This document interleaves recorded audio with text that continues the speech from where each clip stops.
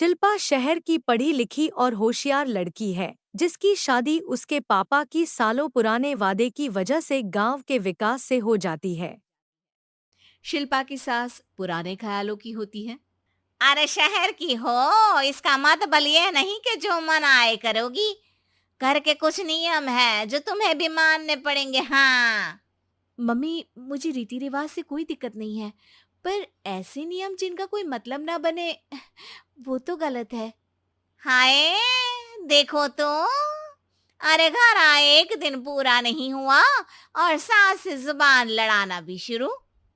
नहीं हो, बहू हो, अपनी हद में रहना सीख लो। हाँ।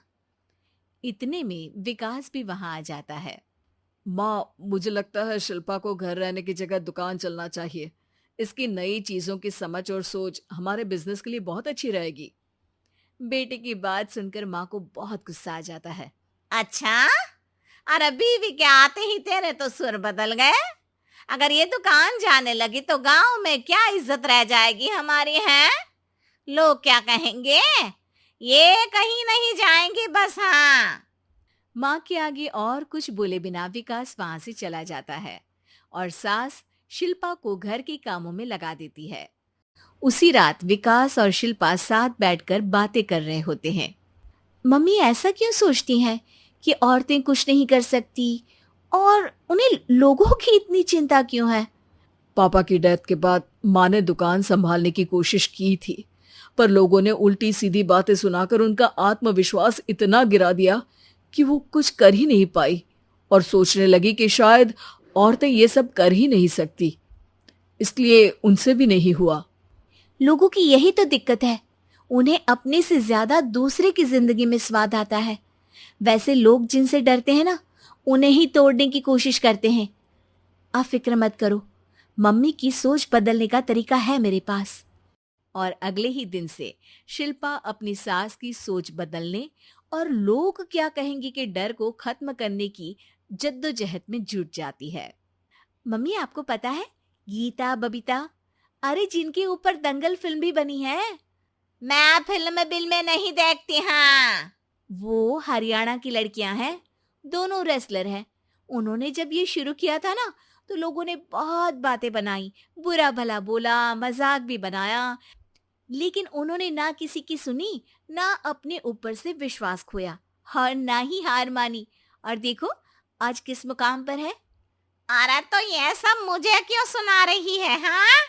नहीं नहीं, बस ऐसे ही, हमें अपने आसपास की खबरें तो रखनी चाहिए ना। ऐसा कहकर शिल्पा अपनी सास को सोच में डालकर वहां से चली जाती है। अब शिल्पा हर दिन दुनिया के अगेंस्ट अपनी हिम्मत से सक्सेसफुल बनने वाली लड़कियों की कहानी अपनी सास को सुनाने लगती है। इसी तरह कुछ समय बीत जाता है।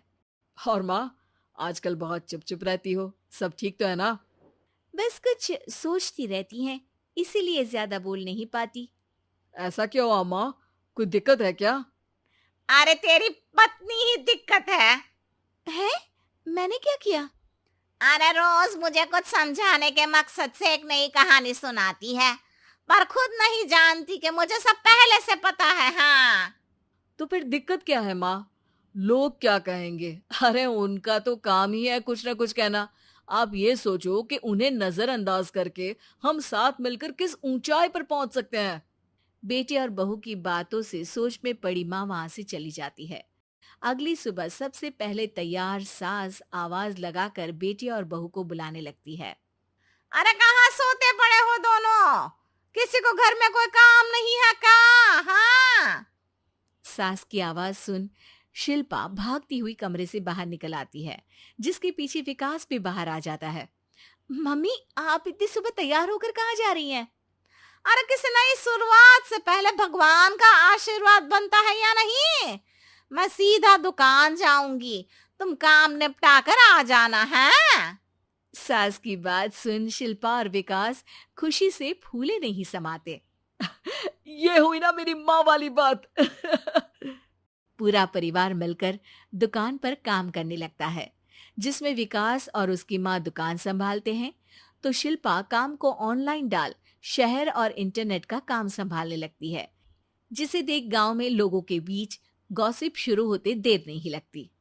और क्या विकास भाई, अकेले काम संभल नहीं रहा था तो नौकर रख लेते। औरतों को यहाँ लाने की क्या जरूरत थी? इन्हें घर में जो काम बोलो वो तो सही से करती नहीं, यहाँ आकर तो तुम्हें डुबा ही देंगी। अरे भाई साहब, अगर आपके घर की औरतें सही से काम नहीं करती ना, तो हमें उससे कोई लेना देना नहीं। यहाँ आपकी पंचायत के लिए किसी के पास समय नहीं है। हाँ। करारा जवाब सुन बातें सुनाने आए लोग मुंह लटकाए उल्टे पैर वापस चले जाते हैं। वाह मम्मी, ये तो अब दोबारा कभी भूल कर भी यहाँ नहीं आएंगे। I am so proud of you.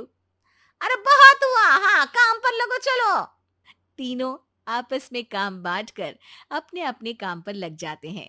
इसी तरह दिन दिनों के साथ महीने बीतते हैं, जिसमें शिल्पा की पढ़ाई, विकास की मार्केट स्किल और सास की फाइनेंशियल मैनेजमेंट से उनकी दुकान बहुत अच्छा बड़ा बिजनेस बन जाता है, जो गांव के साथ साथ शहर में भी अच्छा खासा मशहूर हो जाता है। अरे सच ही कहते थे तुम दोनों, लोगों का तो काम ही होता है कहना। अब हमें सुनना है या नजरअंदाज करना है वो तो हमारे ऊपर है। हाँ।